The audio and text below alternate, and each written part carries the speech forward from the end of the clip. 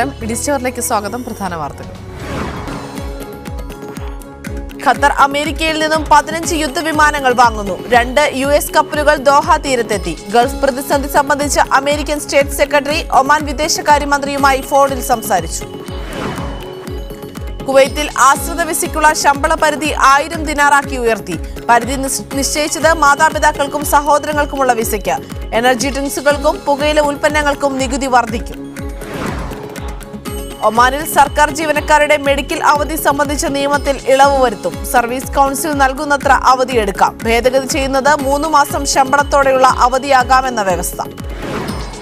Saudi അറേബ്യയിൽ ഉച്ചസമയങ്ങളിൽ തുറസായ സ്ഥലത്ത് ജോലി നിരോധിച്ചുള്ള ഉത്തരവ് നിലവിൽ വന്നു. നിയന്ത്രണം സെപ്റ്റംബർ 15 വരെ 3 മാസത്തേക്ക്. നിരോധനം ഏർപ്പെടുത്തിയത് ഉച്ചയ്ക്ക് 12 മണി മുതൽ വൈകിട്ട് 3 വരെ ജോലി ചെയ്യുന്നതിന്. ഗൾഫ് പ്രതിസന്ധി പരിഹരിക്കാനുള്ള കുവൈത്ത് അമീറിന്റെ ശ്രമങ്ങളെ ഖത്തർ മന്ത്രിസഭ സ്വാഗതം ചെയ്തു. തങ്ങൾക്ക് പിന്തുണ അറിയിച്ച രാജ്യങ്ങൾക്ക് നന്ദി അറിയിച്ച മന്ത്രിസഭ ഭീകരരുടെ പട്ടികയിൽ ഖത്തറിനെ ഉൾപ്പെടുത്തിയതിനെ അപലപിച്ചു. ഉപരോധം പിൻവലിക്കാനുള്ള ശ്രമങ്ങൾ ലോകരാഷ്ട്രങ്ങൾ തുടരുകയാണ്. ഗൾഫ് പ്രതിസന്ധി പരിഹരിക്കാൻ അടിസ്ഥാന നിലപാടുകളിൽ മാറ്റം വരുത്തുകയാണ് വേണ്ടതെന്നും അതല്ലാതെ ഉപരിപ്ലവ വാചക കസർത്തുകൾ കൊണ്ട് കാര്യമില്ലെന്നും ഖത്തറിന് UAE മുന്നറിയിപ്പ്. UAE വിദേശകാര്യ സഹമന്ത്രി അൻവർ ഗർഗാഷ് ട്വിറ്ററിലൂടെയാണ് ഇക്കാര്യം അറിയിച്ചത്. തീവ്രവാദത്തോടുള്ള ആഭിമുഖ്യം നിലനിർത്തി പ്രശ്നപരിഹാരം സാധ്യമല്ലെന്നും അദ്ദേഹം കൂട്ടിച്ചേർത്തു. ഖത്തറിനെതിരായ ഉപരോധം 13,000-ലധികം ആളുകളെ നേരിട്ട് ബാധിച്ചതായി ഖത്തർ ദേശീയ മനുഷ്യാവകാശ കമ്മിറ്റി റിപ്പോർട്ട്. കുടുംബങ്ങൾ അകന്നു കഴിയേണ്ടി വന്നത്, യാത്ര തടസ്സപ്പെടുക, വിദ്യാഭ്യാസത്തിനും ജോലിക്കും തടസ്സം നേരിടുക, അഭിപ്രായ സ്വാതന്ത്ര്യം ഹനിക്കപ്പെടുക തുടങ്ങിയ മനുഷ്യാവകാശ നിയമലംഘനങ്ങളാണ് നടന്നതെന്നാണ് റിപ്പോർട്ട്. 13,314 പേരെ ഉപരോധം നേരിട്ട് ബാധിച്ചതായി പ്രാദേശിക പത്രമായ അൽ ഷർക്ക് റിപ്പോർട്ട് ചെയ്തു. ഉപരോധം ഖത്തറിലെ ഹമദ് തുറമുഖത്തിന്റെ പ്രവർത്തനത്തെ ബാധിച്ചിട്ടില്ലെന്ന് തുറമുഖ director captain Abdul Aziz Nasser അൽ യാഹി മീഡിയ വണ്ണിനോട് പറഞ്ഞു. നിലവിലെ സാഹചര്യം കൂടുതൽ തീരങ്ങളിലേക്ക് സർവീസ് വ്യാപിപ്പിക്കാൻ ഖത്തറിന് അവസരമൊരുക്കിയതായും അദ്ദേഹം പറഞ്ഞു. ഖത്തറിലെ ഹമദ് തുറമുഖത്തു നിന്നും ഇന്ത്യയിലേക്കുള്ള പുതിയ 2 സർവീസുകളാണ് ഇപ്പോൾ ഖത്തർ ഗതാഗത വാർത്താ വിനിമയ മന്ത്രാലയം പ്രഖ്യാപിച്ചത്. ഗുജറാത്തിലെ മന്ദ്ര തുറമുഖം, നവശിവ എന്നിവിടങ്ങളിലേക്കായിരിക്കും പുതിയ സർവീസ് ആരംഭിക്കുക. ഒമാനിലെ സൊഹാറിലേക്കുള്ള കപ്പൽ പാതയ്ക്ക് പിന്നാലെയാണ് ഇന്ത്യൻ തീരങ്ങളിലേക്കുള്ള പുതിയ പാത. ഇനിയും കൂടുതൽ തീരങ്ങളിലേക്ക് പാത തുറക്കാനുള്ള ഒരുക്കത്തിൽ കൂടിയാണ് ഖത്തർ. ഖത്തറിനെതിരായ നയതന്ത്ര ഉപരോധം രാജ്യത്തേക്ക് ചരക്കുകളെത്തുന്ന ഹമദ് തുറമുഖത്തെ ബാധിച്ചിട്ടില്ലെന്ന് തെളിയിക്കുന്ന കാഴ്ചകളാണ് തുറമുഖത്ത് കാണാനായത്. ലോകത്തിന്റെ വിവിധ ഭാഗങ്ങളിൽ നിന്നായി ദിനേനയെന്നോണം നിരവധി കപ്പലുകളാണ് പലതരം ചരക്കുകളുമായി ഇവിടെ എത്തുന്നത്. എല്ലാത്തരം പ്രതിസന്ധികളെയും മറികടക്കാനുള്ള ശേഷി ഹമദ് രാജ്യാന്തര തുറമുഖത്തിനുണ്ടെന്ന് port director captain Abdul Aziz Nasser Al Yafi media വണ്ണിനോട് പറഞ്ഞു. ഉപരോധം തങ്ങൾക്ക് കൂടുതൽ തീരങ്ങളിലേക്ക് വഴി തുറക്കുകയായിരുന്നുവെന്നും അദ്ദേഹം പറഞ്ഞു. They have capability and ability to deal with any such of crisis at this region and also any change of the economic environment. ഭക്ഷ്യവസ്തുക്കളും കന്നുകാലികളും നിർമ്മാണ സാമഗ്രികളുമെല്ലാം വിവിധ രാജ്യങ്ങളിൽ നിന്നായി ഇപ്പോഴും എത്തിക്കൊണ്ടിരിക്കുകയാണ്. നേരത്തെ UAEയിലെ ജബൽ അലി തുറമുഖം വഴി സഞ്ചരിച്ചിരുന്ന ചരക്ക് കപ്പലുകൾ ഇപ്പോൾ ഇറാഖിലെ ഖസർ വഴിയാണ് ദോഹയിലെത്തുന്നത്. ഹമദ് രാജ്യാന്തര തുറമുഖത്ത് ഇന്നും 4 കപ്പലുകളാണ് ചരക്കുകളുമായി എത്തിയത്. ചൈന, ഓസ്ട്രേലിയ, ഒമാൻ, ക്രൊയേഷ്യ എന്നിവിടങ്ങളിൽ നിന്നായി ഭക്ഷ്യവസ്തുക്കളും കെട്ടിട നിർമ്മാണ സാമഗ്രികളുമാണ് കാര്യമായി എത്തിയത്. ഖത്തറിലെ ഹമദ് രാജ്യാന്തര തുറമുഖത്തു നിന്നും മുജീബ് റഹ്മാൻ, മീഡിയ വൺ. ഇപ്പോൾ മുജീബ് റഹ്മാൻ ചേരുന്നുണ്ട് ഖത്തറിൽ നിന്ന്. മുജീബ് റഹ്മാൻ, ഏതെല്ലാം തരത്തിലുള്ള ശ്രമങ്ങളാണ് ഇപ്പോൾ പ്രശ്ന പരിഹാരത്തിനായി നടക്കുന്നത്? നേരത്തെ നാസർ സൂചിപ്പിച്ചതുപോലെ UN നേതൃത്വത്തിലുള്ള ശ്രമങ്ങൾ ഒരു ഭാഗത്ത് പുരോഗമിക്കുന്നു. അതോടൊപ്പം തന്നെ ലോകരാജ്യങ്ങളുടെ ഭാഗത്തുനിന്നുള്ള വിവിധ രാജ്യങ്ങൾ ഈ പ്രശ്നപരിഹാരത്തിനായുള്ള സന്നദ്ധത അറിയിച്ചിരിക്കുന്നു. കുവൈത്ത് അമീർ നേരത്തെ തന്നെ വിഷയത്തിൽ ഇടപെടുകയും അതിന് മധ്യസ്ഥന്റെ റോൾ വഹിക്കുകയും ചെയ്ത കുവൈത്ത് അമീർ ഷെയ്ഖ് അഹമ്മദ് അൽ സബാഹിന്റെ ശ്രമങ്ങളെ ഇന്നലെ ഖത്തർ മന്ത്രിസഭ അഭിനന്ദിച്ചിരിക്കുകയാണ്. അദ്ദേഹത്തിന്റെ ശ്രമങ്ങളോട് പൂർണ്ണാർത്ഥത്തിൽ സഹകരിക്കാനുള്ള സന്നദ്ധതയും ഖത്തർ മന്ത്രിസഭ അറിയിച്ചിട്ടുണ്ട്. അതോടൊപ്പം തന്നെ തങ്ങൾക്കെതിരെ കരിമ്പട്ടികയിൽപ്പെടുത്തിയ ഭീകര പട്ടിക പുറത്തുവിട്ടതിന് ഈ മന്ത്രിസഭ അപലപിച്ചിരിക്കുകയാണ്. അതോടൊപ്പം അതിന് ആവശ്യമായ തെളിവുകൾ നിരത്തണമെന്ന് മാത്രമാണ് അവർ മന്ത്രിസഭ ആവശ്യപ്പെട്ടിരിക്കുന്നത്. അതോടൊപ്പം ഉപരോധം പിൻവലിക്കാനുള്ള വിവിധ കോണുകളിൽ നിന്നുള്ള ആവശ്യം ഉയർന്നു കഴിഞ്ഞു. ജർമ്മൻ ചാൻസലറായ ആഞ്ചലെ മർക്കൽ സംസാരിച്ചു കഴിഞ്ഞു. കുവൈത്ത് അമീറുമായി ടെലിഫോണിൽ സംസാരിച്ചു കഴിഞ്ഞു. അതിനുള്ള സന്നദ്ധത അറിയിക്കുകയുണ്ടായി. മേഖലയിലെ പ്രശ്നം ഒത്തുതീർപ്പാക്കേണ്ടതിന്റെ ആവശ്യകതയെക്കുറിച്ചും അവർ അമീറുമായി സംസാരിച്ചു. അത് പ്രശ്നപരിഹാരത്തിന്റെ അനിവാര്യത ചൂണ്ടിക്കാട്ടിയ അവർ ജർമ്മനി ഈ വിഷയത്തിൽ ചെയ്യാൻ സാധിക്കുന്നതെല്ലാം ചെയ്യുമെന്ന് ഉറപ്പ് നൽകിയിട്ടുണ്ട്. അതേസമയം തന്നെ നമ്മൾ നേരത്തെ വാർത്തകളിൽ സൂചിപ്പിച്ചതുപോലെ ഹമദ് രാജ്യാന്തര തുറമുഖത്തിന്റെ സാധ്യത പരമാവധി ഉപയോഗപ്പെടുത്താനുള്ള ഒരു ശ്രമമാണ് ഇപ്പോൾ ഖത്തർ നടത്തിക്കൊണ്ടിരിക്കുന്നത്. തുറമുഖത്തു നിന്നും കൂടുതൽ തീരങ്ങളിലേക്കുള്ള സർവീസുകൾ ആരംഭിക്കുന്നതിനെ കുറിച്ചാണ് ആലോചിച്ചുകൊണ്ടിരിക്കുന്നത്. അതിന്റെ ഭാഗമായിട്ടാണ് ഇന്ന് ഖത്തർ ഗതാഗത വാർത്താവിനിമയ മന്ത്രാലയം ഇന്ത്യയിലേക്കുള്ള ഒരു കപ്പൽപാത തുറന്നതിനെ സംബന്ധിച്ച് പ്രഖ്യാപിച്ചത്. അത് ഇന്ത്യയിലെ മന്ത്രാ തുറമുഖത്തേക്കും അതുപോലെ തന്നെ നവശിവ തുറമുഖത്തേക്കുമായിരിക്കും സർവീസ് നടത്തുക. ഇന്ത്യയിൽ നിന്ന് ഇപ്പോൾ തന്നെ കൂടുതൽ പച്ചക്കറികളും ഭക്ഷ്യവസ്തുക്കളും ഖത്തറിലേക്ക് എത്തിക്കൊണ്ടിരിക്കുന്നുണ്ട്. ഇതിനെ വിപുലീകരിക്കാനുള്ള ഒരു സംവിധാനമാണ് നടത്തിക്കൊണ്ടിരിക്കുന്നത്. ദോഹ ഹമദ് രാജ്യാന്തര തുറമുഖത്തെത്തിയപ്പോൾ ഇന്നലെ കാണാൻ സാധിച്ചത് കൂടുതൽ കപ്പലുകൾ വന്ന് ചേരുന്നതാണ്. അതോടൊപ്പം തന്നെ തുറമുഖ director Abdul Aziz Nasser Al യാഫി ഇന്നലെ നമ്മോട് പറഞ്ഞിരിക്കുന്നത് പുതിയ സർവീസുകൾ കൂടി തങ്ങൾ ഉടൻ ആരംഭിക്കും. നേരത്തെ ദുബൈയിലെ ജബൽ അലി പോർട്ട് വഴി നടത്തിയിരുന്ന സർവീസുകൾ ഇപ്പോൾ നേരിട്ട് നടത്താനുള്ള ശ്രമങ്ങളാണ് നടന്നുകൊണ്ടിരിക്കുന്നത്. അങ്ങനെയാണ് ഇറാഖ് വഴിയും മറ്റുമൊക്കെയുള്ള പുതിയ സർവീസുകൾ ഇപ്പോൾ ഖത്തറിലേക്ക് നടന്നുകൊണ്ടിരിക്കുന്നത്. യൂറോപ്യൻ നാടുകളിലേക്കുള്ള പുതിയ കപ്പൽ സർവീസുകൾ അടുത്ത ആഴ്ചയിലോ അല്ലെങ്കിൽ തൊട്ടടുത്ത് തന്നെയോ യാഥാർത്ഥ്യമാകുമെന്നാണ് നമുക്ക് മനസ്സിലാക്കാൻ സാധിക്കുന്നത്. കൂടുതൽ കപ്പൽ കമ്പനികളെ ഷിപ്പിംഗ് കമ്പനികളുമായുള്ള സഹകരണ കരാറുകൾ വരാൻ പോവുകയാണ്. അതുപോലെ തന്നെ നമുക്ക് ലോകകപ്പ് ഒരുക്കങ്ങളുമായി ബന്ധപ്പെട്ട് ഖത്തർ അമീർ എന്ന് ഒരു യോഗം വിളിച്ചു ചേർത്തിരുന്നു. ഖത്തർ ലോകകപ്പിന്റെ സംഘാടകരായ സുപ്രീം കമ്മിറ്റി ഫോർ ഡെലിവറി ലെഗസിയുടെ ഈ വർഷത്തെ 2ാമത്തെ ബോർഡ് മീറ്റിംഗ് ആയിരുന്നു അത്. ഇതുവരെയുള്ള മുന്നൊരുക്കങ്ങളെ സംബന്ധിച്ച് വിലയിരുത്തുകയുണ്ടായി. ലോകകപ്പ് സംഘാടക സമിതി ഇതുവരെയുള്ള പ്രവർത്തനങ്ങളെ ഈ ഉപരോധം യാതൊരു തരത്തിലും ബാധിച്ചിട്ടില്ല എന്ന് തന്നെയാണ് വിലയിരുത്തിയിരിക്കുന്നത്. അതോടൊപ്പം തന്നെ ബാക്കി പ്രവർത്തനങ്ങളുമായി മുന്നോട്ട് പോകാനുള്ള ശ്രമങ്ങളും അത്തരത്തിലുള്ള നിർമ്മാണ പ്രവർത്തനങ്ങളുമായി രാജ്യം മുന്നോട്ട് പോവുകയാണ്. അതിനുവേണ്ടി ഖത്തർ മനുഷ്യാവകാശ കമ്മിറ്റിയുടെ ദേശീയ മനുഷ്യാവകാശ കമ്മിറ്റിയുടെ റിപ്പോർട്ട് വ്യക്തമാക്കുന്നത് 13,000-ലധികം പേരെ നേരിട്ട് ഈ ഉപരോധം ബാധിച്ചിട്ടുണ്ട് എന്നാണ്. UN എന്തായാലും ഈ വിഷയത്തിൽ ഇടപെട്ടിട്ടുണ്ട്. UN ഈ ഒരു റിപ്പോർട്ട് പരിഗണിക്കുമോ? ആ രീതിയിലുള്ള എന്തെങ്കിലും പ്രവർത്തനങ്ങൾ അവരുടെ ഭാഗത്തുനിന്ന് ഉണ്ടാക്കാൻ സാധ്യതയുണ്ടോ? സൈഫിന് അത് സംബന്ധിച്ച് UN ഭാഗത്തു നിന്ന് ഔദ്യോഗികമായിട്ടുള്ള ഒരു പ്രതികരണമൊന്നും വന്നിട്ടില്ല. കാരണം ഈ പ്രതിസന്ധി നീണ്ടുപോകരുത് എന്ന വളരെ കൃത്യമായിട്ടുള്ള ഒരു നിലപാടാണ് UN സ്വീകരിച്ചിരിക്കുന്നത്. ഏറെക്കുറെ മേഖലയിലെ ഈ പ്രശ്നവുമായി ബന്ധപ്പെട്ട എല്ലാ രാജ്യങ്ങളുമായും UN സെക്രട്ടറി ജനറൽ സംസാരിച്ചതിൽ പ്രതിസന്ധി എത്രയും പെട്ടെന്ന് പരിഹരിക്കാൻ ഉതകുന്ന ഒരു അന്തരീക്ഷം രൂപപ്പെടേണ്ടതുണ്ട് എന്നാണ് പറഞ്ഞിരിക്കുന്നത്. നമുക്കറിയാൻ സാധിക്കും, നേരത്തെ രൂപപ്പെടുത്തിയിരുന്ന കടുത്ത രീതിയിലുള്ള ഉപരോധത്തിൽ അത്തരം നടപടികളിൽ വലിയ തോതിൽ തന്നെ ഉദാരത വന്നിട്ടുണ്ട്. പ്രത്യേകിച്ച് വിവാഹബന്ധമുള്ള സ്വദേശി പൗരന്മാർക്ക് പൂർണ്ണമായി തന്നെ ഈ ഉപരോധത്തിൽ വിടുതൽ നൽകിയിട്ടുണ്ട്. അതോടൊപ്പം തന്നെ മറ്റു വിമാന സർവീസുകൾ, ഇന്ത്യ ഉൾപ്പെടെയുള്ള വിമാന സർവീസുകൾക്ക് ഈ സൗദി അറേബ്യയും അതോടൊപ്പം തന്നെ UAEയും ബഹ്റൈനും തങ്ങളുടെ വ്യോമാതിർത്തി തുറന്നു കൊടുത്തിട്ടുണ്ട്. അപ്പൊ വളരെ അനുകൂലമായിട്ടുള്ള സാഹചര്യം നിലനിൽക്കുന്നുണ്ട്. പക്ഷെ സൈഫനീസ നമ്മൾ തുടക്കത്തിൽ മുതൽ സൂചിപ്പിക്കുന്നത് പോലെ ഈ പ്രശ്നം തീവ്രവാദവുമായി അതിനോട് ആഭിമുഖ്യം പുലർത്തുന്ന ഒരു ഭരണ സംവിധാനമാണ് ഖത്തറിലേത് എന്ന ഒരു കുറ്റപ്പെടുത്തലാണ് ഈ 3 രാജ്യങ്ങൾ നടത്തുന്നത്. അതുകൊണ്ട് തന്നെ അവർക്ക് അക്കാര്യത്തിൽ ഒരു കൃത്യമായിട്ടുള്ള ഉറപ്പോ ഉപാധിയോ ലഭിക്കാതെ ഒരു ചർച്ചയുമായിട്ട് മുന്നോട്ട് പോകാൻ സാധിക്കില്ല എന്ന ഒരു നിലപാടിൽ തന്നെ അവർ ഉറച്ചു നിൽക്കുകയാണ്. ഇക്കാര്യത്തിൽ കുറെ കൂടി ഒരു ഡിപ്ലോമസിയുടെയോ അതല്ലെങ്കിൽ മാധ്യമങ്ങളെ മുൻനിർത്തിയുള്ള ഒരു പ്രചരണ രീതിയിലൂടെ മാത്രം പ്രശ്നം പരിഹരിക്കപ്പെടാൻ സാധ്യതയില്ല എന്നാണ് UAE വിദേശകാര്യ സഹമന്ത്രി ഇന്നും വ്യക്തമാക്കിയിരിക്കുന്നത്. അപ്പൊ ഏറ്റവും അടിസ്ഥാനപരമായിട്ട് ഈ ഒരു വിഷയത്തിൽ കുറെ കൂടി തുറന്ന ചർച്ചകൾ നടക്കേണ്ടതുണ്ട്. പക്ഷേ ആ ചർച്ചകളിലേക്ക് ഇനിയും ഈ ഇരു കക്ഷികളും എത്തിച്ചേർന്നിട്ടില്ല. ഒരുപക്ഷെ കുവൈത്ത് അമീറിന്റെ കുറെ കൂടി സജീവമായിട്ടുള്ള നീക്കങ്ങൾ വരും ദിവസങ്ങളിൽ ഉണ്ടാവുകയാണെങ്കിൽ മാത്രമായിരിക്കും ഇക്കാര്യത്തിൽ എന്തെങ്കിലും ഒരു തീർപ്പിലേക്ക് എത്താവുന്ന അനുകൂലമായിട്ടുള്ള സാഹചര്യം രൂപപ്പെടും എന്നാണ് വിലയിരുത്താൻ സാധിക്കുന്നത്. നാസറാണ് വിവരങ്ങൾ നൽകിയത് ദുബൈയിൽ നിന്ന്. വീണ്ടും മുജീബ് റഹ്മാനിലേക്ക്. മുജീബ് റഹ്മാൻ, ഉപരോധത്തെ മറികടക്കാനുള്ള ശ്രമങ്ങളുടെ ഭാഗമാണോ ഇന്ത്യയിലേക്ക് അടക്കം ഇപ്പോൾ ആരംഭിച്ചിരിക്കുന്ന കപ്പൽ സർവീസ്? സൈഫുനിസ നമ്മൾ നേരത്തെ സൂചിപ്പിച്ചു, ഇന്ത്യയിലേക്ക് അടക്കമുള്ള സർവീസുകൾ ആരംഭിച്ചു കഴിഞ്ഞു. കൂടുതൽ സർവീസുകൾ ഇനി ആരംഭിക്കാനിരിക്കുന്നു. അതോടൊപ്പം തന്നെ മറ്റു പലതരത്തിലുള്ള ശ്രമങ്ങൾ രാജ്യത്ത് നടന്നുകൊണ്ടിരിക്കുന്നു. ഹമദ് തുറമുഖത്തെ വികസിപ്പിക്കുന്നതോടൊപ്പം ഹമദ് തുറമുഖം 2015 ഡിസംബറിലാണ് ആരംഭിച്ചത്. ലോകോത്തര നിലവാരമുള്ള ലോകത്തിലെ തന്നെ 6ാമത്തെ ഏറ്റവും ശേഷിയുള്ള തുറമുഖമാണ് ഹമദ് തുറമുഖം. ഹമദ് തുറമുഖം 2015 ഡിസംബറിലാണ് ആരംഭിച്ചത്. ലോകോത്തര നിലവാരമുള്ള ലോകത്തിലെ തന്നെ 6ാമത്തെ ഏറ്റവും ശേഷിയുള്ള തുറമുഖമാണ് ഹമദ് തുറമുഖം. പക്ഷേ ഇതിന്റെ സാധ്യതകളെ ഖത്തർ ഇതുവരെ വേണ്ടത്ര ഉപയോഗപ്പെടുത്തിയിരുന്നില്ല. എന്നാൽ ഈ ഉപരോധത്തെ ഒരു മാർഗമാക്കിയിട്ട് അതിന്റെ സാധ്യതകൾ കൂടി ഉപയോഗപ്പെടുത്താനുള്ള ശ്രമങ്ങളെ കുറിച്ചുള്ള ആലോചനകളാണ് ഇപ്പോൾ നടന്നുകൊണ്ടിരിക്കുന്നത്. അതോടൊപ്പം തന്നെ ഹമദ് തുറമുഖത്ത് നിന്നും ഇൻഡസ്ട്രിയൽ ഏരിയയിലേക്ക് 14 കിലോമീറ്റർ നേരിട്ടുള്ള ഒരു ട്രക്ക് ലൈൻ കൂടി ഇന്നലെ ഉദ്ഘാടനം എത്തുന്നത് നിർമ്മാണ സാമഗ്രികളുമായി പുതിയ കപ്പലുകൾ എത്തിച്ചേരാനുള്ള സാധ്യതകൾ ഇതിനെല്ലാമുള്ള അവസരങ്ങളാണ് ഇപ്പോൾ ഉണ്ടാക്കിയിരിക്കുന്നത്. ഈ കാര്യത്തിൽ കൂടുതൽ ഹമദ് തുറമുഖവും ഹമദ് രാജ്യാന്തര വിമാനത്താവളവും അത്തരത്തിലുള്ള ശ്രമങ്ങൾ നടത്തിക്കൊണ്ടിരിക്കുകയാണ്.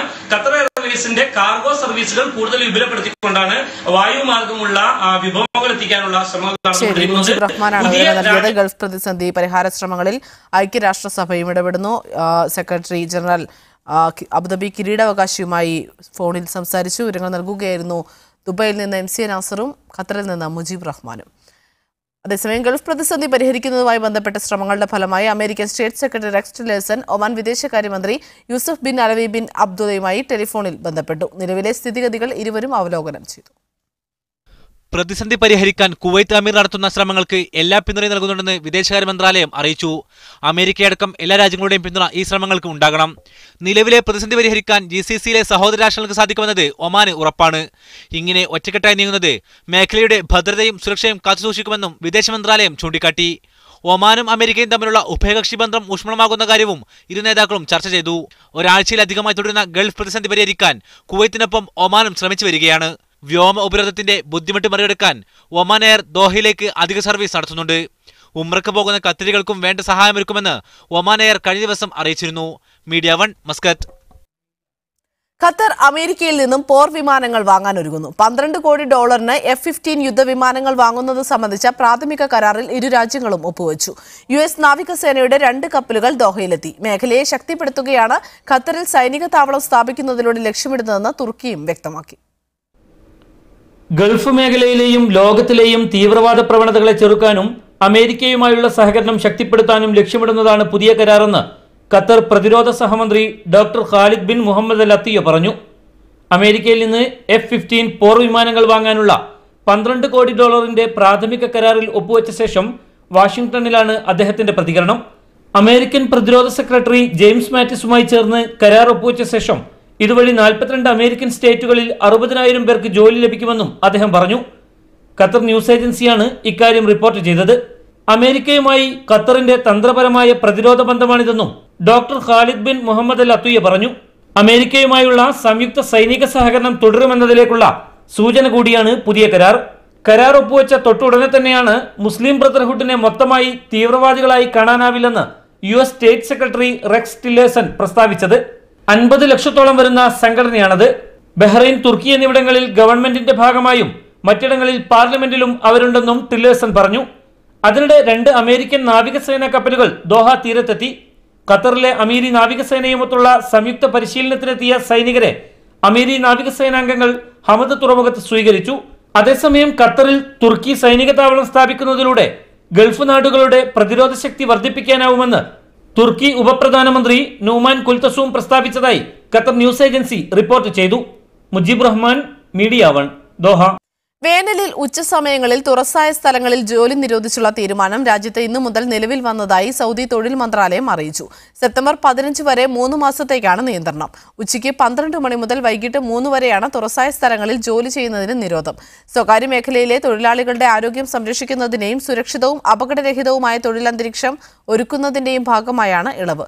എല്ലാ വർഷവും ജൂൺ 15 മുതൽ സെപ്റ്റംബർ 15 വരെ ഉച്ചയ്ക്ക് 12-നും 3-നും ഇടയിൽ തൊഴിലാളികളെ തുറസായ സ്ഥലങ്ങളിൽ ജോലി എടുപ്പിക്കരുതെന്നാണ് നിയമമെന്ന് മന്ത്രാലയ വക്താവ് ഖാലിദ് അബാഖയിൽ പറഞ്ഞു. തൊഴിലുടമകൾ നിയമം പാലിക്കുകയും തൊഴിലാളികൾക്ക് സുരക്ഷിതമായ തൊഴിലന്തരീക്ഷം ഉണ്ടാക്കണമെന്നും അദ്ദേഹം പറഞ്ഞു. ചൂടിന്റെ കാഠിന്യത്തിൽ ഏറ്റക്കുറച്ചിലുള്ളതിനാൽ ചില മേഖലകളെ തീരുമാനത്തിൽ നിന്ന് ഒഴിവാക്കിയിട്ടുണ്ട്. കുവൈത്തിൽ ആശ്രിത വിസയിൽ മാതാപിതാക്കളെയും സഹോദരങ്ങളെയും കൊണ്ടുവരാനുള്ള ശമ്പള പരിധി 1000 ദിനാറാക്കി ഉയർത്തുന്നു. ഭാര്യയും മക്കളുമല്ലാത്ത ബന്ധുക്കളെ ആശ്രിത പരിധിയിൽ നിന്ന് ഒഴിവാക്കിയ ഉത്തരവ് പിൻവലിക്കുന്നതിനൊപ്പം പുതിയ നിബന്ധന നടപ്പാക്കാനാണ് നീക്കം. അടുത്തയാഴ്ച ഇത് സംബന്ധിച്ച ഔദ്യോഗിക ഉത്തരവുണ്ടാകുമെന്നാണ് വിവരം. ഉത്തരവ് പ്രാബല്യത്തിലായാൽ 1000 ദിനാറിന് താഴെ ശമ്പളമുള്ള നിരവധി പേർക്ക് മാതാപിതാക്കളെ നാട്ടിലയക്കേണ്ടി വരും. ഇൻഷുറൻസ് തുകയും വർദ്ധിപ്പിച്ചേക്കുമെന്നാണ് സൂചന. നിലവിൽ 50 ദിനാറാണ് വാർഷിക ഇൻഷുറൻസ് പ്രീമിയം. കുടുംബവിസയിൽ മാതാപിതാക്കളെ കൂടെ നിർത്താൻ ഇഖാമ ഫീസും ഇൻഷുറൻസും ചേർത്ത് പ്രതിവർഷം 500 ദിനാറെങ്കിലും ചെലവാക്കേണ്ടതായി വരും. മാതാപിതാക്കളും സഹോദരങ്ങളുമായി കുടുംബവിസയിൽ 11,500 പേർ രാജ്യത്തുണ്ടെന്നാണ് കണക്കുകൾ. രക്ഷിതാക്കളെയും സഹോദരങ്ങളെയും ആശ്രിത വിസ പരിധിയിൽ നിന്ന് ഒഴിവാക്കിയ നടപടി മനുഷ്യാവകാശ ലംഘനമാണെന്ന വിമർശമുയർന്നിരുന്നു. നിബന്ധനകൾ പൂർത്തിയാക്കുന്നവർക്ക് പുതുതായി ആശ്രിത വിസ അനുവദിക്കുമെന്നാണ് വിവരം. 450 ദിനാറാണ് നിലവിൽ കുടുംബവിസയിൽ ഭാര്യയെയും മക്കളെയും കൊണ്ടുവരുന്നതിനുള്ള ശമ്പള പരിധി. Media 1 Kuwait city. കുവൈത്തിൽ എനർജി ഡ്രിങ്ക്സുകൾക്കും പുകയില ഉൽപ്പന്നങ്ങൾക്കും 100% ഇറക്കുമതി തീരുവ ഏർപ്പെടുത്താൻ നീക്കം. നികുതി സംബന്ധിച്ച കരട് രൂപം തയ്യാറാക്കി ഫത്വ ബോർഡിന് സമർപ്പിക്കാൻ ധനകാര്യമന്ത്രി അനസ് അൽ സാലിഹ് ബന്ധപ്പെട്ട വിഭാഗത്തിന് നിർദ്ദേശം നൽകിയതായി പ്രാദേശിക പത്രം റിപ്പോർട്ട് ചെയ്തു. എനർജി ഡ്രിങ്കുകൾ, പുകയില ഉൽപ്പന്നങ്ങൾ എന്നിവയ്ക്ക് 100%വും കോള പോലെയുള്ള കാർബോഹൈഡ്രേറ്റഡ് പാനീയങ്ങൾക്ക് 50%വും നികുതി ചുമത്താനാണ് നീക്കം. ആരോഗ്യത്തിന് ഹാനികരമായ ഇത്തരം പാനീയങ്ങളുടെയും ഉൽപ്പന്നങ്ങളുടെയും വിപണനം കുറയ്ക്കുക എന്നതാണ് ഇറക്കുമതി തീരുവ വർദ്ധിപ്പിക്കുക വഴി ലക്ഷ്യമിടുന്നത്. GCC തലത്തിലുള്ള ധാരണയുടെ അടിസ്ഥാനത്തിലാണിതെന്ന് മന്ത്രാലയ വൃത്തങ്ങൾ വിശദീകരിച്ചു. വാണിജ്യ വ്യവസായ നീതിന്യായ മന്ത്രാലയങ്ങളുടെയും ഇൻവെസ്റ്റ്മെന്റ്, കസ്റ്റംസ് വകുപ്പുകളുടെയും പ്രതിനിധികളടങ്ങുന്ന സമിതി ഇത് സംബന്ധിച്ച കരട് തയ്യാറാക്കി ഒരാഴ്ചക്കകം ഫത്വ ബോർഡിന് സമർപ്പിക്കും. വിവിധ വകുപ്പുകളുടെ കൂടി അഭിപ്രായമാരായുന്നതിനാണ് ഇത്രയും സമയം അനുവദിക്കുന്നതെന്ന് അധികൃതർ പറഞ്ഞു. നികുതി 100%ആക്കി ഉയർത്തുന്നതോടെ ഉപഭോഗം കുറയുമെന്നാണ് അധികൃതരുടെ കണക്കുകൂട്ടൽ. Media 1 Kuwait city. ഒമാനിൽ സർക്കാർ സർവീസിൽ ജോലി ചെയ്യുന്ന വിദേശികളുടെ മെഡിക്കൽ അവധി സംബന്ധിച്ച നിയമത്തിൽ ഇളവ് വരുത്താൻ സിവിൽ സർവീസ് കൌൺസിൽ തീരുമാനിച്ചു. 3 മാസം വരെ ശമ്പളത്തോടെയുള്ള അവധി എടുക്കാമെന്നതായിരുന്നു ഇതുവരെയുള്ള വ്യവസ്ഥ. ഭേദഗതി പ്രകാരം അധിക അവധി ആവശ്യമെങ്കിൽ ഇനി സിവിൽ സർവീസ് കൌൺസിൽ നൽകുന്നത്ര അവധി വിദേശി ജീവനക്കാർക്ക് എടുക്കാം. ഇതുവരെയുള്ള നിയമപ്രകാരം 90 ദിവസമാണ് മെഡിക്കൽ അവധി. ഇത് കഴിഞ്ഞാൽ പരമാവധി 1 മാസമാണ് അധികാവധി അനുവദിച്ചിരുന്നത്. ജോലിക്കിടെ സംഭവിച്ച പരിഗണനയിൽ മാത്രമേ 1 മാസത്തെ അധികാവധി നൽകൂ. ഇതിനുശേഷവും ജോലിക്ക് ഹാജരായില്ലെങ്കിൽ മെഡിക്കൽ കമ്മിറ്റി യോഗം ചേരും. തൊഴിലാളിക്ക് തൊഴിലെടുക്കാൻ കഴിയുമോ എന്ന കാര്യം പരിശോധിക്കും. തൊഴിലെടുക്കാൻ കഴിയില്ല എന്നാണ് വിലയിരുത്തിയെങ്കിൽ കരാർ റദ്ദാക്കും. ഇതിലാണ് പുതിയ ഭേദഗതിയോടെ മാറ്റമുണ്ടായത്. ജൂൺ 6-നാണ് ഭേദഗതി പാസാക്കിയത്. അധികാവധി ആവശ്യമുള്ളവർക്ക് സ്ഥാപനത്തിന്റെ മേലധികാരി മുഖേന അവധിക്ക് അപേക്ഷ നൽകാം. വിവിധ വകുപ്പുകളിൽ ജോലി ചെയ്യുന്ന വിദേശ ജീവനക്കാർക്ക് തീരുമാനം ഗുണകരമാകും. അവകാശങ്ങളെ സംരക്ഷിക്കുന്നതും ഉൽപാദനക്ഷമത വർദ്ധിപ്പിക്കുന്നതുമാണ് പുതിയ തീരുമാനമെന്ന് ചൂണ്ടിക്കാട്ടുന്നു വിദേശ ജോലിക്കാർ. Media 1 Muscat. സൗദി അറേബ്യയിൽ സർക്കാർ സ്ഥാപനങ്ങൾ പെരുന്നാൾ അവധിക്കായി അടച്ചു. സർക്കാർ ജീവനക്കാർക്ക് 16 ദിവസമാണ് ഇത്തവണ ഈദുൽ ഫിത്ർ അവധി. ഇതോടെ നേരത്തെ നിശ്ചയിച്ചതിനും 4 ദിവസം അധികമാണ് അവധി ലഭിച്ചത്. സൽമാൻ രാജാവിന്റെ പ്രത്യേക നിർദ്ദേശപ്രകാരമാണ് ഇന്നത്തോടുകൂടി സർക്കാർ സ്ഥാപനങ്ങൾ പെരുന്നാൾ പ്രമാണിച്ച് അടച്ചത്. ജൂൺ 20 ചൊവ്വാഴ്ച മുതൽ പെരുന്നാൾ അവധി ആരംഭിക്കാനായിരുന്നു നേരത്തെ തീരുമാനിച്ചത്. ഈ വാരാന്ത്യത്തിന് ശേഷം 2 പ്രവൃത്തി ദിനങ്ങൾ കൂടി അവശേഷിക്കുന്നുണ്ടായിരുന്നു. എന്നാൽ രാജ്യത്തെ പൗരന്മാരുടെയും കുടുംബങ്ങളുടെയും സൗകര്യം പരിഗണിച്ച് വ്യാഴാഴ്ച അവസാനിക്കുന്നതോടെ അവധി ആരംഭിക്കാൻ സൽമാൻ രാജാവ് നിർദ്ദേശം നൽകുകയായിരുന്നു. പൗരന്മാർ ഏറെ സന്തോഷത്തോടെയാണ് രാജാവിന്റെ തീരുമാനത്തെ സ്വാഗതം ചെയ്തത്. ജൂൺ 16 ആരംഭിക്കുന്ന പെരുന്നാൾ അവധി ജൂലൈ 1 വരെ തുടരും. ശവ്വാൽ 8 അഥവാ ജൂലൈ 2 സർക്കാർ സ്ഥാപനങ്ങൾ വീണ്ടും പ്രവർത്തനം ആരംഭിക്കുക. സൗദിയിലെ സ്കൂളുകൾ നോമ്പും മധ്യവേനലും പ്രമാണിച്ച് റമദാന് മുൻപ് അടച്ചിരുന്നു. ഹജ്ജിന് ശേഷമാണ് സ്കൂളുകൾ തുറക്കുക. സൗദി ജനറൽ ഓഡിറ്റിംഗ് ബ്യൂറോയിലെ 245 ഉദ്യോഗസ്ഥർക്ക് 65 ലക്ഷത്തിലധികം റിയാലിന്റെ പാരിതോഷികം നൽകാനും സൽമാൻ രാജാവ് നിർദ്ദേശിച്ചു. രാഷ്ട്രത്തിന്റെ പൊതുമുതൽ സംരക്ഷിക്കുന്നതിൽ ഉദ്യോഗസ്ഥർ പാലിച്ച ജാഗ്രതയ്ക്കും സേവനത്തിനുമുള്ള അംഗീകാരം കൂടിയാണ് രാജാവിന്റെ പ്രത്യേക പാരിതോഷികം. Askar Puliyil, media 1 Riyadh. സൗദിയിൽ സർക്കാർ മേഖലയിൽ പെരുന്നാൾ അവധി ആരംഭിച്ചത് പൊതുമാപ്പ് സേവനങ്ങളെ ബാധിക്കില്ലെന്ന് പാസ്പോർട്ട് വിഭാഗം അറിയിച്ചു. റമദാൻ 29 വരെ രാജ്യത്തെ എല്ലാ പ്രവിശ്യകളിലും സേവന കേന്ദ്രങ്ങൾ സാധാരണ പോലെ പ്രവർത്തിക്കും. നിയമലംഘകർക്ക് രാജ്യം വിടാനുള്ള എല്ലാ സൗകര്യവും ഒരുക്കുമെന്നും പാസ്പോർട്ട് അധികൃതർ വ്യക്തമാക്കി. സൗദിയിൽ 16 ദിവസം തുടരുന്ന അവധിക്കാലം പൊതുമാപ്പ് സേവനങ്ങളെ ബാധിക്കാതിരിക്കാനുള്ള നടപടികൾ സ്വീകരിച്ചതായാണ് പാസ്പോർട്ട് വിഭാഗം അറിയിച്ചത്. ഇതിന്റെ ഭാഗമായി പെരുന്നാൾ അവധിക്കാലത്തെ സേവനങ്ങൾക്ക് പ്രത്യേക പദ്ധതികൾ ആവിഷ്കരിച്ചതായി റിയാദ് പാസ്പോർട്ട് മേധാവി സുലൈമാൻ അൽ സുഹൈബാനി വ്യക്തമാക്കി. നാടുകടത്തൽ കേന്ദ്രങ്ങളിലും പാസ്പോർട്ട് ഓഫീസുകളിലും ഇതിന് ആവശ്യമായ മുന്നൊരുക്കങ്ങൾ നടത്തിയിട്ടുണ്ട്. കിങ് ഖാലിദ് രാജ്യാന്തര വിമാനത്താവളത്തിലും സേവനങ്ങൾ തുടരുമെന്ന് അധികൃതർ അറിയിച്ചു. റമദാൻ 29 വരെ രാവിലെ 5 മുതൽ 3 വരെയും രാത്രി 9 മുതൽ 12 വരെയും എക്സിറ്റ് കേന്ദ്രങ്ങളിൽ സേവനങ്ങൾ ലഭിക്കും. യമൻ പൗരന്മാർക്കുള്ള സന്ദർശന വിസ പുതുക്കൽ നടപടികളും ഈ കാലയളവിൽ തുടരും. അതേസമയം വ്യക്തികളും സ്ഥാപനങ്ങളും പരമാവധി സേവനങ്ങൾക്ക് ലഭ്യമായ ഓൺലൈൻ സൗകര്യങ്ങൾ ഉപയോഗപ്പെടുത്തി ജവാസാത്തുമായി സഹകരിക്കണമെന്ന് അധികൃതർ ആവശ്യപ്പെട്ടു. പൊതുമാപ്പ് അവസാനിക്കാൻ എണ്ണപ്പെട്ട ദിവസങ്ങൾ മാത്രം ബാക്കിയിരിക്കെ അവധി ദിനങ്ങളിൽ സേവനം ഉറപ്പുവരുത്താനുള്ള പാസ്പോർട്ട് വിഭാഗത്തിന്റെ തീരുമാനം അവശേഷിക്കുന്ന അനധികൃത താമസക്കാർക്ക് ആശ്വാസമാകും. KCM Abdulla, media 1 Riyadh. Muslim Christian സഹോദര്യത്തിന്റെ പ്രതീകമായി അബുദാബിയിൽ മസ്ജിദിന്റെ പേര് മാറ്റി. മുഷ്രിഫ് മേഖലയിലെ പള്ളിയാണ് യേശുവിന്റെ മാതാവ് മറിയം എന്ന അർത്ഥം വരുന്ന മറിയം ഉമ്മു ഈസ എന്ന പുനർനാമകരണം ചെയ്തു.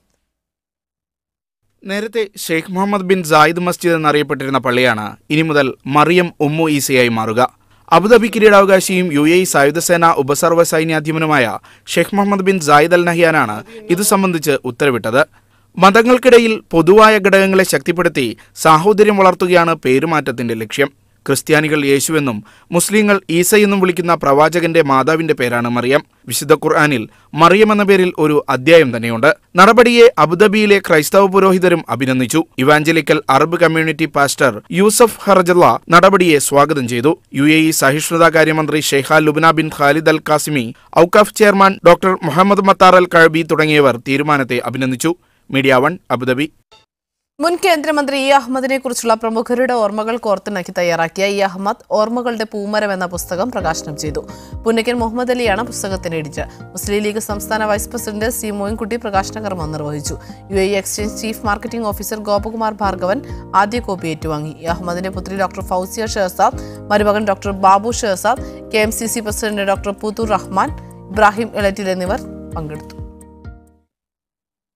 ഖത്തറിനെതിരെ ബഹ്റൈൻ സ്വീകരിച്ച നിലപാടിനെതിരെ സോഷ്യൽ മീഡിയയിൽ പോസ്റ്റിട്ട സ്വദേശി പൗരൻ അറസ്റ്റിലായി. രാജ്യത്തെ അപമാനിക്കുന്ന തരത്തിലുള്ള പോസ്റ്ററാണ് അദ്ദേഹം സോഷ്യൽ മീഡിയയിൽ പ്രചരിപ്പിച്ചത്. സൈബർ ക്രൈം ഡയറക്ടറേറ്റിന്റെ റിപ്പോർട്ടിനെ തുടർന്നാണ് നടപടി. ഇയാളെ ചോദ്യം ചെയ്ത ശേഷം റിമാൻഡ് ചെയ്തതായി അഡ്വക്കേറ്റ് ജനറൽ അഹമ്മദ് അൽ ഹമാദി അറിയിച്ചു.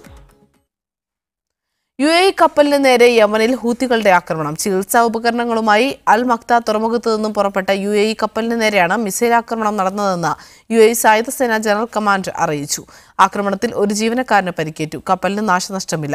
യമനിൽ കോളറ പൊട്ടിപ്പുറപ്പെട്ട ഗവർണറേറ്റുകളെ സഹായിക്കാനുള്ള ചികിത്സാ ഉപകരണങ്ങളുമായി പോയ കപ്പലാണ് ആക്രമിക്കപ്പെട്ടത്. ഹൂത്തികളുടെ ആക്രമണങ്ങളെ കരുതിയിരിക്കാൻ UAE ജനറൽ കമാൻഡ് മുന്നറിയിപ്പ് നൽകി. കുറ്റകൃത്യം തടയാനുള്ള UN പ്രമേയം പാലിക്കാൻ ഹൂത്തികൾ തയ്യാറാവണമെന്നും ജനറൽ കമാൻഡ് കൂട്ടിച്ചേർത്തു. പൂർണ്ണമായും UAE നിർമ്മിച്ച കാർ പുറത്തെത്തി. 60കളിലെ ക്ലാസിക് സ്പോർട്സ് കാറുകളെ മാതൃകയാക്കി തയ്യാറാക്കിയതാണ് ഈ കാർ. ജനാറലി ഡിസൈൻ 1 എന്നാണ് കാറിന്റെ പേര്. ഫ്രാൻസിൽ നടക്കുന്ന ലിമാൻ കുതിരപന്തയത്തോടനുബന്ധിച്ച് നടക്കുന്ന പ്രദർശനത്തിൽ അവതരിപ്പിക്കാനായി ഇന്ന് കാർ എമിറേറ്റ്സ് സ്കൈ കാർഗോയിൽ ലിമോൺ നഗരത്തിലേക്ക് കൊണ്ടുപോയി. UAE കാർ നിർമ്മാണത്തിന് അനുമതി നേടിയ ആദ്യ കമ്പനിയാണ് ജനാറലി automobiles.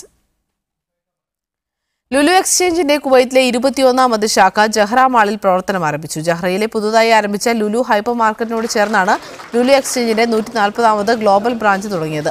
Lulu group chairman MA Yusuff Ali, Lulu exchange director Adeeb Ahamed എന്നിവരുടെ സാന്നിധ്യത്തിൽ Jahra governor Fahad Ahmad Al Ameer ഉദ്ഘാടനം നിർവഹിച്ചു. സാധാരണക്കാരായ തൊഴിലാളികൾക്കായി ഭക്ഷണം എത്തിച്ച് അവരോടൊപ്പം നോമ്പ് തുറക്കുകയാണ് ഉമർ അബ്ദുറഹ്മാൻ. സൗദിയിലെ യാംബുവിൽ ജോലി ചെയ്യുന്ന ശ്രീലങ്കൻ സ്വദേശിയായ ഉമർ സാബ് 21 വർഷമായി നിരവധി പേർക്കാണ് ഇഫ്താർ ഒരുക്കുന്നത്.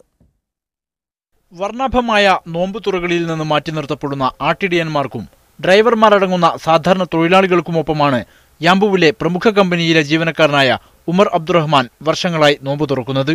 സ്വന്തം വീട്ടിൽ നോമ്പ് തുറന്നിട്ട് വർഷങ്ങളായി. റമദാനിലെ എല്ലാ ദിവസവും യാംബു ജിദ്ദ ഹൈവേയിൽ നിന്ന് കിലോമീറ്ററുകളോളം മാറി മണൽ പ്രദേശത്ത് താൽക്കാലിക ഷെഡുകൾ കെട്ടിയായിരുന്നു അദ്ദേഹം അതിഥികളെ സ്വീകരിച്ചിരുന്നത്. ഷെഡിലെ പരിമിതികൾ നേരിട്ട് കണ്ട സ്വദേശി പൗരൻ നിർമ്മിച്ചു നൽകിയ സ്ഥലത്താണ് ഇപ്പോൾ ഇഫ്താർ നടക്കുന്നത്. So I prepare some food, I bring it here. I found there's Sudanese this thing and they around 35 Sudanese, So they breakfast. From that time I continue, mashallah, almost 21 years. Several places I am changing and now I came to this Istiraha here. Mashallah, the good number of people are attending for this iftar. വിവിധ രാജ്യക്കാരായ 200-ലധികം പേർ ദിവസവും നോമ്പ് തുറക്കാനായി ഇവിടെ എത്തുന്നുണ്ട്. ഉമർ സാബിന്റെ പ്രവർത്തനത്തിൽ ആകൃഷ്ടരായ സ്വദേശികളും വിദേശികളുമായ നിരവധി സുഹൃത്തുക്കൾ പലപ്പോഴും സഹായഹസ്തവുമായി എത്തുന്നുണ്ട്. ഭക്ഷണം പാകം ചെയ്യുകയോ സുഹൃത്തുക്കൾ എത്തിച്ചു കൊടുക്കുകയാണ് പതിവ്. കൂടുതൽ ആളുകളെ ആകർഷിക്കുവാൻ ഇഫ്താറിൽ പങ്കെടുക്കുന്നവർക്ക് അദ്ദേഹം സമ്മാനങ്ങൾ നൽകി വരുന്നു. വിവിധ രാജ്യങ്ങളിൽ നിന്നുള്ളവരുമായി ഉറ്റ ചങ്ങാത്തം പുലർത്തുന്ന ഉമർ അബ്ദുറഹ്മാൻ യാംബുവിലെ സേവന പ്രവർത്തനങ്ങളിലെ നിറസാന്നിധ്യവുമാണ്. Niyas Yusuf, media 1, Yanbu. മുസ്ലിങ്ങൾ നിർബന്ധമായും അനുഷ്ഠിക്കേണ്ട കർമ്മമാണ് സക്കാത്ത്. സമ്പത്തിന്റെ വിഹിതം സമൂഹത്തിൽ വിതരണം ചെയ്യപ്പെടുന്നതിലൂടെ ദാരിദ്ര്യം ഇല്ലാതാക്കുകയാണ് ലക്ഷ്യം. ജമാഅത്ത് ഇസ്ലാമിയുടെ കീഴിൽ പ്രവർത്തിക്കുന്ന ബൈത്തുസ് സക്കാത്ത് കേരള ശാസ്ത്രീയമായാണ് സക്കാത്ത് ഫണ്ട് വിനിയോഗിക്കുന്നത്. ഓരോ ഇസ്ലാം മതവിശ്വാസിയും സമ്പത്തിന്റെ 2.5% സക്കാത്ത് അഥവാ നിർബന്ധിത ദാനം നൽകണം. വിവിധ വ്യക്തികളിൽ നിന്നും സക്കാത്ത് തുക സംഭരിച്ച് അത് അർഹരിലെത്തിക്കാൻ ഒരു സാമ്പത്തിക ക്രമം തന്നെ ബൈത്തു സക്കാത്ത് കേരള ഒരുക്കിയിട്ടുണ്ട്.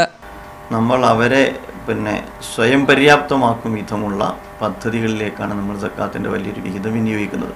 കേവലമായി പണം വിതരണം ചെയ്യുന്നതിന് പകരം ഗുണഭോക്താക്കൾക്ക് സ്ഥിരം വരുമാനമുണ്ടാക്കുന്ന പദ്ധതികളാണ് ആവിഷ്കരിക്കുന്നത്. കോടിക്കണക്കിന് രൂപയുടെ പദ്ധതികളാണ് 17 വർഷത്തിനിടെ നടപ്പാക്കിയത്. ജമാഅത്തെ ഇസ്ലാമിയുടെ കീഴിൽ പ്രവർത്തിക്കുന്ന പീപ്പിൾസ് ഫൗണ്ടേഷനു കീഴിലാണ് ബൈത്തു സക്കാത്ത് കേരള പ്രവർത്തിക്കുന്നത്. സാജിദ് അജ്മൽ, മീഡിയ 1, കോഴിക്കോട്. ഇടിച്ചവരോട് പൂർണ്ണമാകുന്നു. ഇടവേളയ്ക്ക് ശേഷം സ്പെഷ്യൽ എഡിഷന്റെ പുനഃസംപ്രേഷണം കാണാം. Good night.